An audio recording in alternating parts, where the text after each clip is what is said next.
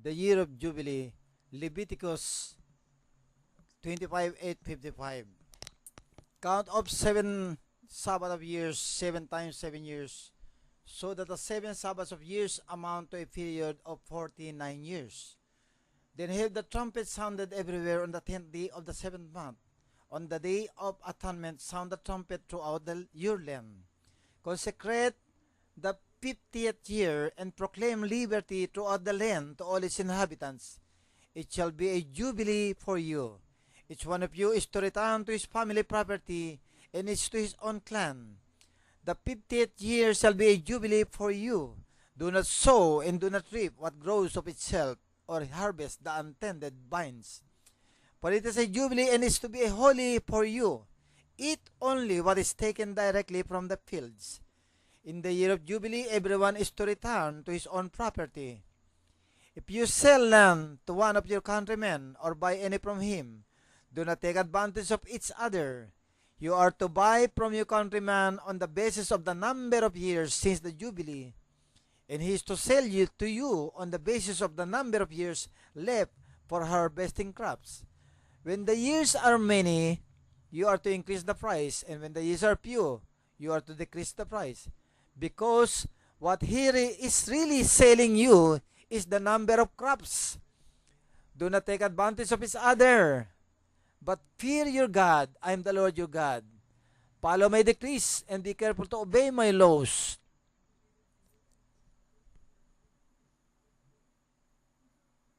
Follow my decrees and be careful to obey my laws, and you will live safely in the land.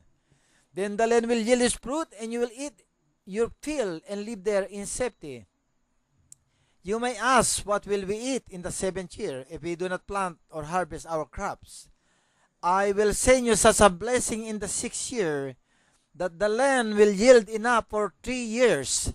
While you plant during the 8th year, you will eat from the old crop and will continue to eat from it until the harvest of the 9th year comes in. The land must not be sold permanently, because the land is mine, and you are but aliens and my tenants. Throughout the country that you hold as a possession, you must provide for the redemption of the land. If one of your countrymen becomes poor and sells some of his property, his nearest relative is to come and redeem what his countryman has sold. If, however, a man has no one to redeem it for him, but he himself prospers and acquires sufficient means to redeem it, he is to determine the value for the years since he sold it, and refund the balance to the man to whom he sold it. He can then go back to his own property. But if he does not acquire the means to repay him, what he sold will remain in the possession of the buyer until the year of Jubilee. It will be returned in the Jubilee, and he can then go back to his own property. If a man sells a house in a walled city, he retains the right of redemption a full year after its sale, during the time he may redeem it. If it is not redeemed before a full year has passed, the house in the walled city shall belong permanently to the buyer and his descendants. It is not be returned in the Jubilee. But houses in villages without walls around them are to be considered as open country. They can be redeemed and they are to be returned in the Jubilee. The Levites always have the right to redeem their houses in the Levitical towns which they possess.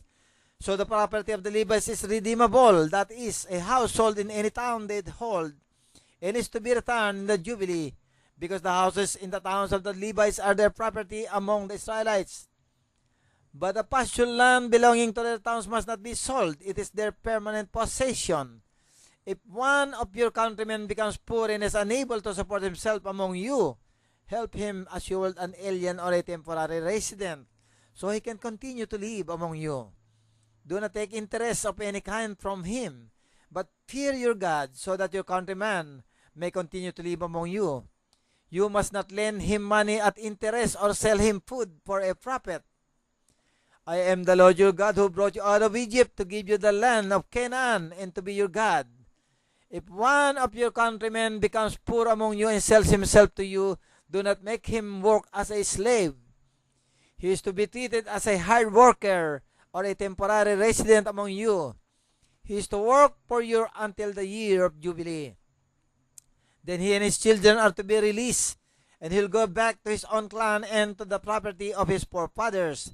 Because the Israelites are my servants whom I brought out of Egypt, they must not be sold as slaves. Do not rule over them ruthlessly, but fear your God. Your male and female slaves are to come from the nations around you. From them you may buy slaves. You may also buy some of the temporary residents living among you and members of their clans born in your country, and they will become your property. You can will them to your children as inherited property and can make them slaves for life, but you must not rule over your fellow Israelites ruthlessly. If an alien or a temporary resident among you becomes rich, and one of your countrymen becomes poor and sells himself to the alien living among you, or to a member of the alien's clan, he retains the right of redemption after he has sold himself. One of his relatives may redeem him. An uncle or a cousin or any blood relative in his clan may redeem him. Or if he prospers, he may redeem himself. He and his buyer are to count off the time from the year he sold himself up to the year of Jubilee. The price for his release is to be based on the rate paid to a hired man for that number of years. If many years remain, he must pay for his redemption a larger share of the price and paid to the price paid for him. If only a few years remain until the year of Jubilee, he is to compute that and pay for his redemption accordingly. He is to be treated as a man hired from year to year. You must see to it that his owner does not rule over him ruthlessly. Even if he is not redeemed in any of these ways, he and his children are to be released in the year of Jubilee. For the Israelites belong to me as servants. They are my servants whom I brought out of Egypt. I am the Lord your God.